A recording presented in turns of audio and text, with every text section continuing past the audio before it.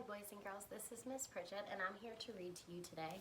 I'm going to be reading Mule School and it's written by Julia Rawlinson and illustrated by Lynn Chapman.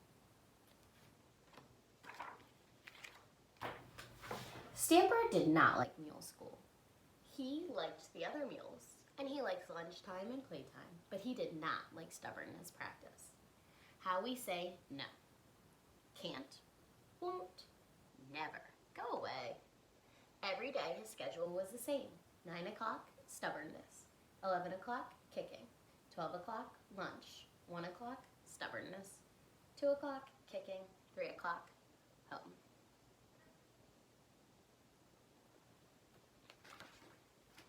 Day after day, the mules recited, won't, and can't. They shook their heads and stomped their feet. But one day, Stomper put his hoof in the air. What if we want to do as we're told? He asked nervously. You are a mule. Refuse, cried Miss Kick. But what if it seems like a good idea? Mumbled Stomper. Nobody else's idea is good, she snapped and sent him to stand in the corner.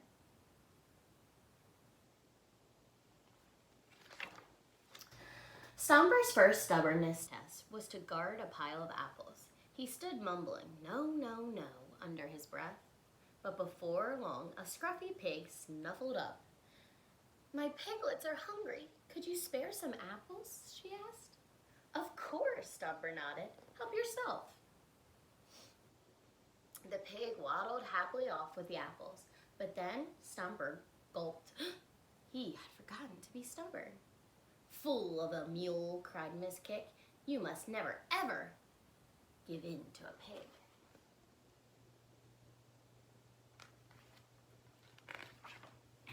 Stomper's next task was to block a path. Soon as a family of ghosts needed to get past, Stomper stood aside and waved them by politely.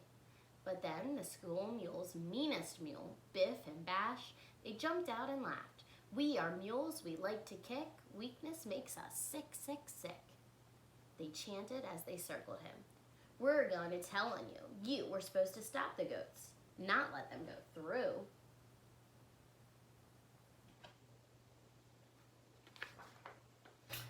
They're right, thought Stomper sadly. I am a useless mule. Stamp, why am I so weak? Asked Stomper in the playground. You're not weak. You've got a good kick, said Stamp. Come on and play ball.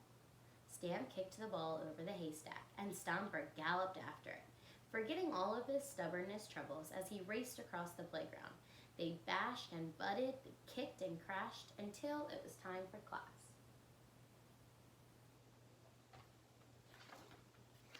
That afternoon, there was a field trip to practice kicking in the valley, but Stomper was sent out apple picking to replace the apples that he had lost. He wandered up the valley side, following a butterfly, and was listening to the mules chanting below when he heard a frightening sound.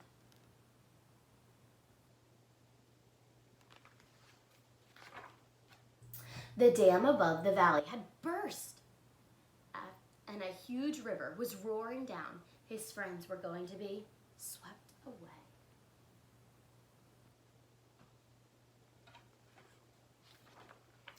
Move, cried Stomper as loudly as he could, but the mules did not hear him. Leaf or branch or kick or stick, whatever it is, we'll give it a kick, they chanted far below. Run, thundered Stomper, waving his hooves wildly, but the mules were not looking. Nose to the ground and tail to the sky, let those thundering mule hooves fly, they cried as they kicked.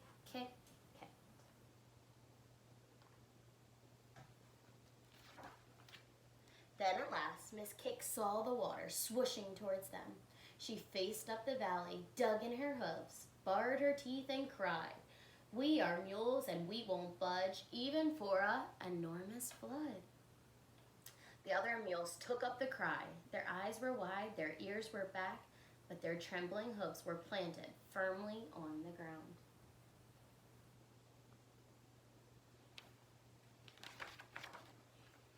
Suddenly, another sound rose above the rushing water. Crash, crash, crash. The mules closed their eyes tightly and covered their heads with their hooves. But then,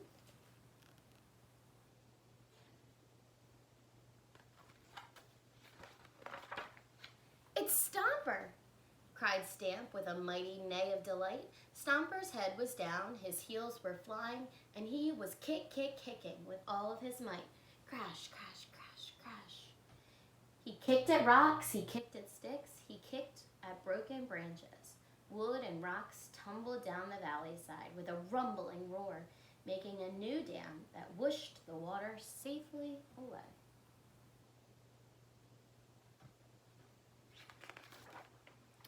Stomper trotted down the hill and stood, casually nibbling flowers. Slowly the other mules sidled up. "We were wrong," they muttered. "We were foolish mules." Stomper shook his head. "No," he said. "You stood your ground. You did what a mule should do. It's just lucky that not all mules are exactly the same as you." Miss Kick looked thoughtful as she led them back to school.